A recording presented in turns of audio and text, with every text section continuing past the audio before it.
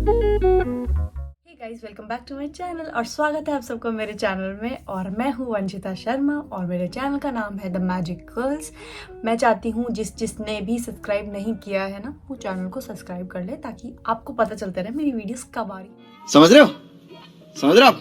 आ रही वैसे तो वीडियोस अभी तक आ नहीं रही थी, शायद 2 वीक से, क्योंकि मैं थोड़ा बिजी थी अपने काम में। बट मुझे ना बहुत सारे मैसेजेस आए, सच में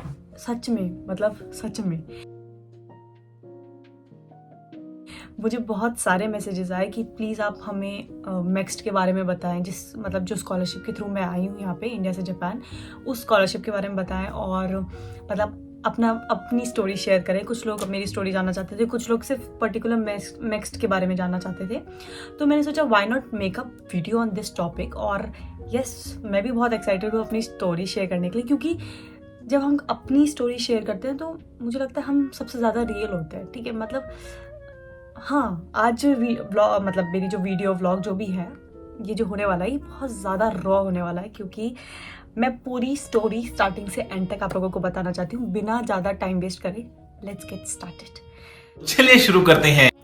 सो गाइस, स्टार्ट करते हैं स्टोरी। और मैं आप लोग को स्टार्ट करना चाहूँगी उस बात से कि मतलब मैंने जापानीज़ पढ़ना कैसे स्टार्ट किया, मैंने मतलब क्या सोचा, क्यों स्टार्ट किया। तो मैंने जापानीज़ पढ़ना स्टार्ट किया था 2018 में। और 2018 में जो मेरी समर वेकेशंस थी, मतलब कॉलेज की फर्स्ट ईयर की, तो उसमें मैंने समर ब्रेक में स्टार्ट किया। और क्यों किया, उसके पीछे की एक स्टोरी है। क्या हुआ कि मेरे कॉलेज में कुछ सीनियर्स थी, तो वो लोग कुछ जापानीज़ में ऐसी बात कर रहे थे, 1-2 वर्ड्स वगैरह कन्वर्सेशन कर रहे थे, मतलब ऐसे ही 2-3 वर्ड्स यूज़ कर रहे थे। तो यार मेरे ना दिमाग में वो घूम गया, मतलब पता नहीं क्या हुआ कि मुझे ऐसा लगा कि मुझे जापानीज़ पढ़नी है। तो मैंने मम्मी को जाके बोला कि मम्मी मुझे जापानीज़ पढ़नी है। मम्मी बोली क्यों पढ़नी है? तो मैंने बोला कि बस पढ़नी है, मुझे नहीं पता, बस वो फॉरेन लैंग्वेज है, मुझे पढ़नी है। रहा नहीं जाता, तड़प ही ऐसी है ना। ठीक है, तो मैं घर गई समर वेकेशन में और मैंने आसपास जापानीज़ स्कूल्स खोजना, मतलब जो भी इंस्टीट्यूट्स होते हैं वो खोजना शुरू कर दिया। मैंने जापानीज़ इंस्टीट्यूट खोला और मुझे मिल गया मेरे घर के कुछ ही, मतलब मेट्रो से जाती थी मैं रोज़, तो मतलब कुछ ही दूर मिल गया। और मेरे घर वालों ने कभी मुझे किसी चीज़ के लिए मना किया नहीं, मतलब कि ये मत करो वो मत करो। तो मैंने उनको बोला कि मुझे जापानीज़ पढ़नी है, तो उन्होंने बोला ठीक है, पढ़ने की तो बात है, तो अच्छी बात है और पढ़ लो। तो मैंने बोल दिया कि मुझे जापानीज़ पढ़नी है। मैं गई और मैं अपनी मुझे पता था कि मैं 2 महीने के लिए घर पे हूँ, तो मैंने ये नहीं सोचा कि मैं कैसे पढ़ूंगी, क्योंकि मैं तो हॉस्टल में थी। और दिल्ली जयपुर मेरे से पॉसिबल नहीं था कि मेरे लिए कि मैं भाई दिल्ली आऊँ हर वीक क्लास लेने और फिर जयपुर जाऊँ, तो वो मेरे लिए पॉसिबल नहीं था। वो मतलब प्रैक्टिकली मैं सोच भी नहीं पा रही थी। तो मैंने सोचा ठीक है, जितने दिन लेते हैं क्लास लेते हैं, है ना। तो मैंने ली 1 महीना और मैंने क्लास ली, बहुत बढ़िया क्लास थी, मतलब मुझे मतलब बेसिक तो आ रहा था। फिर मैंने बोला यार पढ़नी है मेरे को तो जापानीज़। और साल मेरे कॉलेज में जापानीज़ क्लासेस स्टार्ट हो गई और मैंने उसके लिए उसी दिन फॉर्म भी भर दिया। तो मैं फर्स्ट बैच जो मेरे कॉलेज का जापानीज़ क्लासेस का स्टार्ट हुआ था उसमें थी, मैं एनरोल कर लिया था। मैंने पढ़ा, ठीक है, वो सब पढ़ाई छोड़ो, ठीक है। तो मैंने जापानीज़ अपना पढ़ना स्टार्ट किया। तो जापानीज़ पढ़ती रही, मैं कॉलेज भी करती थी, मतलब कॉलेज इन सेंस कि जो भी मेरा कोर्स की स्टडी थी वो भी बायोटेक्नोलॉजी से हूँ मैंने। हाँ, बहुत लोग पूछते हैं आपने क्या किया है, तो मैं BSc बायोटेक्नोलॉजी से मैंने ग्रेजुएशन करी है अपनी, और RU से, राजस्थान यूनिवर्सिटी से। तो मैंने तो मैं बायोटेक्नोलॉजी के साथ साथ, मतलब जो भी मेरा कोर्स की पढ़ाई थी उसके साथ साथ मैं जापानीज़ भी पढ़ती थी। और उसके साथ साथ मैं कॉलेज की कल्चरल एक्टिविटीज़ में भी रहती थी, क्योंकि मुझे डांस में इंटरेस्ट था। तो मुझे अच्छा लगता था कि कल्चरल एक्टिविटीज़ में थोड़ा एंगेज रहना, खुशी मिलती थी अंदर से। और थोड़ा बिजी रहती थी तो इंसान ठीक रहता है, ठीक है, मतलब पूरे दिन बिजी रहना, हेक्टिक शेड्यूल रहना, जैम पैक्ड एकदम की क्लास, जापानीज़ क्लास और फिर डांस वगैरह जो भी है, डांस क्लास भी अटेंड करती थी मैं, जाती थी, ठीक है। तो मैंने सब कुछ कर रखा था, ठीक है, बैक टू बैक मेरा सब कुछ रहता था। रात को मैं बहुत मस्त सोती थी उससे, ठीक है। उसके बाद क्या हुआ कि ये सब हुआ, तो मैंने मेरे को क्या था कि कॉलेज में हमारी कल्चरल एक्सचेंज होता था। तो मुझे लगा कि भाई मेरे को भी जाना है, ठीक है। तो मेरे कुछ सीनियर्स गए थे, तो मुझे लग गया फर्स्ट ईयर से ही ना कि मुझे जाना है। बट मैं नहीं गई फर्स्ट ईयर में, क्योंकि मैं तो फ्रेशर थी, ठीक है, तो नहीं गए। फिर इसके सेकेंड ईयर में हुआ कि जा सकते हैं, और बट उस टाइम बाय चांस कॉलेज में कल्चरल एक्सचेंज जो ये होता है, इंडिया जापान वाला वो हुआ ही नहीं, ठीक है। तो मैं मतलब थोड़ा मेरे को उदास हो गई थी कि क्या करूँ मैं। फिर बाई चांस ऐसा हुआ कि हमारे कॉलेज में एक 1 मंथ इंटर्नशिप प्रोग्राम आया जो कि मतलब 2 बच्चों को भेज रहे थे जापान के लिए। तो मैंने सोचा यार ठीक है, पैसे लगा के जाना इज़ नॉट वर्थ कि मैं इतने पैसे लगा के और जाऊँ, और उसमें भी खैर मुझे जो भी मेरा प्रोसीजर था वो कंप्लीट नहीं हो पाया था, इस वजह से मैं नहीं जा पाई थी। ये भी नहीं कि सिर्फ पैसे की वजह से, शायद मैं इस वजह से भी नहीं आई थी कि मेरा प्रोसीजर पूरा नहीं हुआ था। तो मैंने उसको छोड़ के फिर उसके बाद मैंने 3rd ईयर में मेरे को लगा कि मुझे बस जाना है जापान, चाहे मैं 10 दिन के लिए जाऊँ, चाहे मैं 1 साल के लिए जाऊँ, चाहे मैं 2 साल के लिए, मुझे नहीं पता मेरे को क्या करना है, बट मेरे को जापान जाना है, ठीक है। तो मतलब यही था मेरा माइंडसेट, कंप्लीट यही सेम माइंडसेट था जो मैं अभी आपको बता रही हूँ ना, मैं अपना पूरा सच बता रही हूँ आपको कि मैंने कैसे स्टार्ट किया था। तो मैंने 3rd ईयर में सोचा कि मैं जापानीज़ तो पढ़ ही रही थी, मैंने N4 क्लियर कर लिया था 3rd ईयर तक। तो मैंने सोचा कि अब क्या करते हैं, ठीक है। तो मैं जापानीज़ क्लासेस ले रही थी N3 की, एंड मैंने सोचा कि क्यों ना स्कॉलरशिप्स के बारे में पता करा जाए, क्योंकि यार ठीक है, घर वालों के ऊपर बर्डन डालना नहीं, मुझे सही नहीं लगता कि मैं अपने घर वालों के ऊपर बर्डन डालूँ कि भाई मुझे फ़ीस भी दो बाहर पढ़ने की और रहने खाने का खर्चा भी दो। वो फिर वो पता नहीं मुझे अलाउ करते भी कि नहीं, मुझे ये भी नहीं पता, बट मेरे को बर्डन नहीं डालना था, मुझे इंडिपेंडेंट होके जाना था कि अगर मेरे को स्कॉलरशिप मिलती है तब मैं जापान जाऊंगी, नहीं मिलती तो मैं नहीं जाती, ठीक है, मतलब नहीं आती।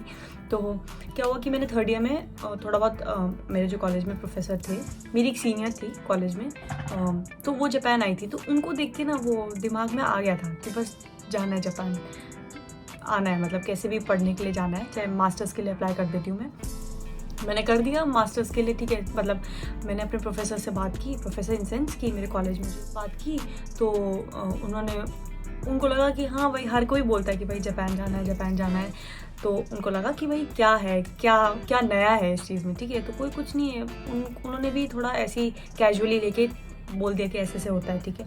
मैंने भी सर्च करना शुरू किया, मैंने पूरी लिस्ट निकाल दी स्कॉलरशिप की, जितनी भी स्कॉलरशिप्स होती हैं सब कुछ निकाल डाली कि ये स्कॉलरशिप है, इस पीरियड के लिए होती हैं, ये जो भी उनकी पूरी इन्फॉर्मेशन थी, ठीक है। ज़्यादा मुझे कुछ पता नहीं था क्योंकि मैं बिल्कुल ज़ीरो से स्टार्ट किया था, मुझे बस इतना पता था कि मैक्स स्कॉलरशिप है जिसकी वजह से जापान जाते हैं, ठीक है। नहीं सर मुझे जाना है, आप प्लीज़ आप बताइए मुझे कैसे कर सकते हैं।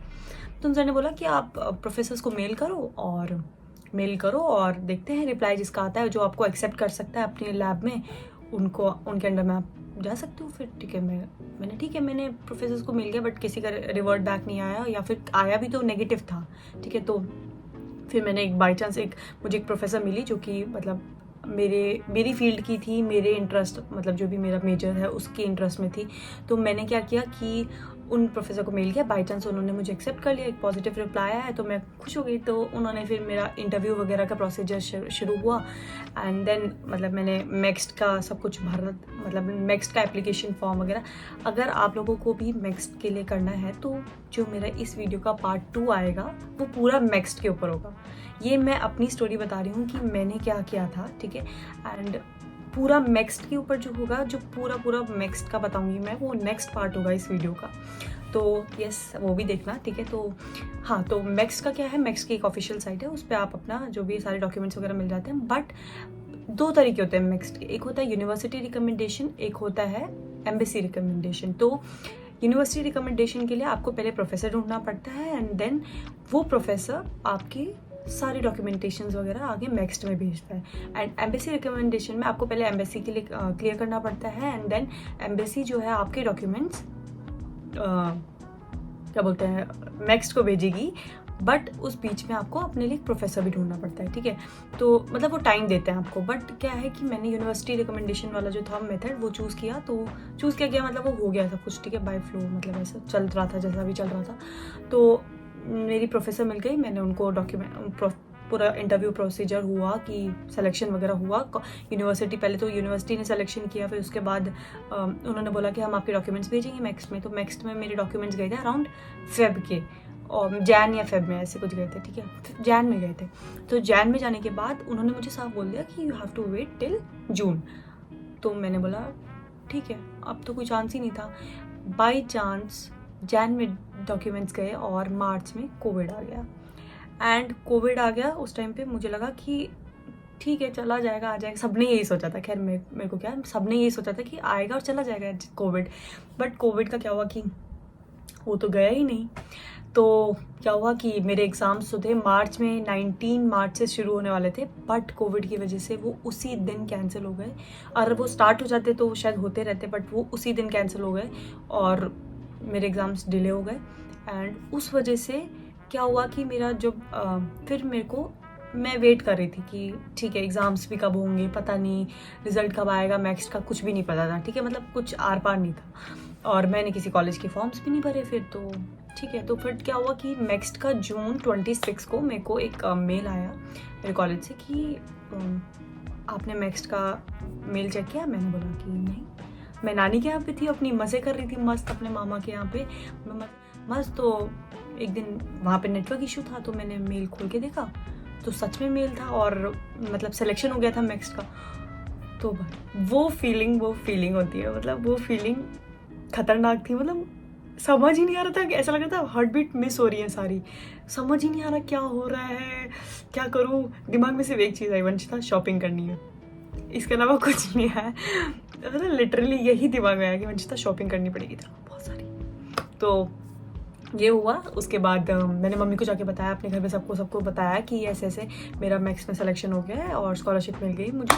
तो घर वाले बहुत खुश। आपको तो पता ही, सबके घर वाले बहुत ज़्यादा खुश हो जाते हैं, मतलब बहुत ज़्यादा खुश थे, ठीक है। तो क्या हुआ कि अब तक घर वाले सोच रहे थे कि हाँ बस ये बोल रही है जाने का, अभी तक उनको कुछ पता नहीं था कि जाएगी कि नहीं जाएगी। बट अब ये हो गया उनको कि हाँ इसका तो सिलेक्शन हो गया, अब क्या करें। तो बट मेरे घर वालों ने क्या हुआ कि आपस में ही ना सॉर्ट आउट कर लिया। उनको जो भी डाउट थे कि इसे भेजना है नहीं भेजना है, मेरी जॉइंट फैमिली है, तो उन्होंने आपस में सॉल्व कर लिया। मेरे तक कोई बात नहीं आई आज तक कि इसको भेजना है या नहीं, मैंने आज तक नहीं सुनी ये बात, ठीक है। और उन्होंने अपने आप डिस्कस कर लिया और उन्होंने बोला कि नहीं अब तो भेजना है, ठीक है। आपस में कोई मान रहा था कोई नहीं मान रहा था, तो मतलब वो सॉर्ट आउट हो गया। फिर उसके बाद उन्होंने बोल दिया कि अब तो जाना है, ठीक है। तो फिर मैं ये बात चलती सितंबर में मेरे एग्ज़ाम्स हुए, अक्टूबर में मेरा रिजल्ट आया। बट मुझे जाना था सितंबर में जापान, क्योंकि अक्टूबर इनटेक में हुआ था मेरा, तो मुझे सितंबर में जापान आना था बिफोर लाइक मेरे मेरा जो सेमेस्टर स्टार्ट होने से पहले मुझे जापान आना था 15 डेज़ प्रायर। तो वो तो मैं आ ही नहीं पाई क्योंकि मेरे एग्ज़ाम्स ही नहीं हुए, मैं पास ही नहीं हुई, तो मैं कैसे आ जाऊँगी। तो फिर क्या हुआ कि वो डिले हो गया। उन्होंने बोला कि आपको अब अप्रैल इनटेक में आना है, मीन्स मार्च में आना है। तो मैंने बोला ठीक है, ये भी ठीक है, 2 महीना 3 महीना वेट कर लेंगे और क्या है। और कोविड भी चल रहा था, तो कोविड की वेव लगातार आ रही थी, मतलब मार्च में कोविड की वेव मैं क्या बोलूँ, हाँ कोविड की वेव आई और उसके बाद फिर ऐसे ही बहुत ज़्यादा कोविड हो गया। फिर मैंने सोचा ठीक है वेट करते हैं। फिर मैंने जापानीज़ फिर से पढ़ना शुरू कर दिया और थोड़ा सा अपना दिमाग इधर उधर लगाना शुरू किया कि पढ़ाई में लगाओ थोड़ा, तो मतलब डिस्ट्रैक्ट नहीं हो गया आप, है ना। तो फिर मैंने मार्च तक वेट किया। मार्च में फिर से कोविड वेव आ गई और मार्च में जब कोविड वेव आई तो उस टाइम तक मुझे जापान आना है और उसी टाइम कोविड वेव आ गई। तो उसी टाइम सारी फ्लाइट्स सब कुछ बैन हो गई, बॉर्डर्स क्लोज्ड हो गए, फिर से मतलब चकनाचूर, ठीक है। मैंने बोला अब क्या करें। मैंने बोला यार ये तो ना जाने नहीं देगा कोविड, मतलब क्या करें, क्या कर सकते हैं, ठीक है।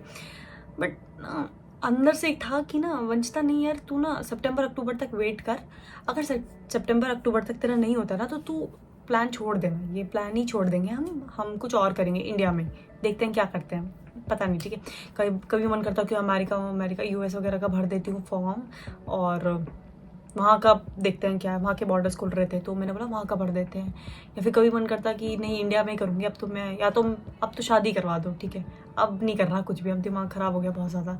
तो मैंने सोचा कि नहीं वंशिता वेट करते हैं सितंबर अक्टूबर तक। तो मैंने अपने आपको एक टाइम दिया कि भाई इस टाइम तक तू वेट करेगी, उसके बाद तू वेट नहीं कर सकती, उसके बाद तुझे कुछ स्टेप लेना ही पड़ेगा, ठीक है।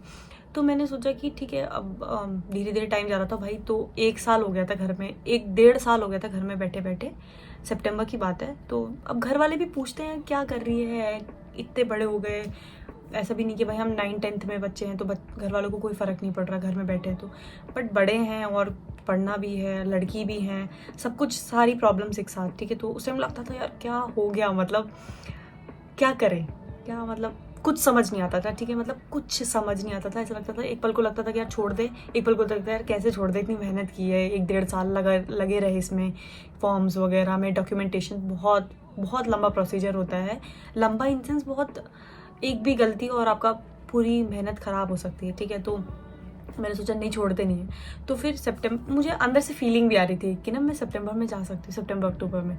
तो सितंबर में अचानक से मुझे एक दिन मेल आया प्रोफेसर का, उसका सब्जेक्ट था गुड न्यूज़, और वो गुड न्यूज़ देख के ना मेरा दिमाग ख़राब हो जाता है, ठीक है। मतलब मैंने गुड न्यूज़ देखी, फिर मैंने बोला कि क्या पता नहीं, वो हो गया, पढ़ा ही नहीं जाता। पता है जब प्रोफेसर का मेल आता है ना कि ऐसा कुछ हो रहा है, तो भाई पढ़ा ही नहीं जाता। उस मेल को पढ़ लूँगी, फिर उसके बाद मेल का मतलब ही नहीं समझ आता कि क्या पढ़ा मैंने, कुछ भी नहीं आता। फिर उसके 3-4 बार पढ़ूंगी, हार्ट बीट थोड़ा नॉर्मल होगी, तब उसके बाद समझ आएगा कि क्या है। फिर उसके बाद मैंने पढ़ा, उसके बाद मैंने देखा यार पॉजिटिव है कि हाँ भाई अब जापान जो है गवर्नमेंट स्कॉलरशिप जो भी जिनको मिली है उनको अलाउ कर रहा है। तो मैंने बोला यार ये तो बढ़िया बात है। फिर उन्होंने बोला कि मतलब आपको पूरा 14 दिन पहले आपको पूरा अपना टेम्परेचर वगैरह नोट करना है, और मतलब पूरा मेंटेन करना है, आपको कहीं भी बाहर नहीं जाना, आपको पूरा ध्यान रखना है अपना, कुछ भी बीमार नहीं हो सकता, अगर कुछ भी सिम्टम्स आते हैं तो आप नहीं आ पाओगे, ठीक है। तो ठीक है, मेरा ये सब था। और वही 14 दिन मुझे मिले थे अपने शॉपिंग वॉपिंग सबके लिए, सब कुछ, मतलब जो भी मुझे अपनी तैयारी करनी थी आने के लिए। और डॉक्यूमेंटेशंस भी बहुत ज़्यादा हो गए थे, क्योंकि कोविड की वजह से एयरपोर्ट पे जापान में बहुत ज़्यादा रिस्ट्रिक्शंस बढ़ गई थी, और बहुत ज़्यादा मीन्स मेरी एक फ़ाइल इतनी मोटी सिर्फ डॉक्यूमेंटेशंस की थी जो मुझे एयरपोर्ट पे चेक करानी थी, ठीक है। तो ये सब था। और फिर क्या हुआ कि ऐसे गुड न्यूज़ आई, तो फिर मैंने वीज़ा वगैरह के लिए अप्लाई किया, तो वो उसी दिन मेरा वीज़ा लग के मुझे पासपोर्ट भी मिल गया मेरा उसी दिन। तो फिर उसके बाद उसी दिन मेरी टिकट्स भी हो गई 22 सितंबर की, एंड 22 सितंबर को मेरी फ़्लाइट थी। 22 सितंबर की मैंने फ़्लाइट ली, जापान आई। 23 सितंबर को मैं मॉर्निंग में जापान पहुंच गई थी। और यस, वो तो आपने ब्लॉग देखा ही होगा मेरा इंडिया टू जापान वाला, जो मैं डाल चुकी हूँ पहले ही, नहीं देखा तो जाके देख लेना, यहाँ पे लिंक मैं शेयर कर दूँगी, ठीक है, आई बटन में।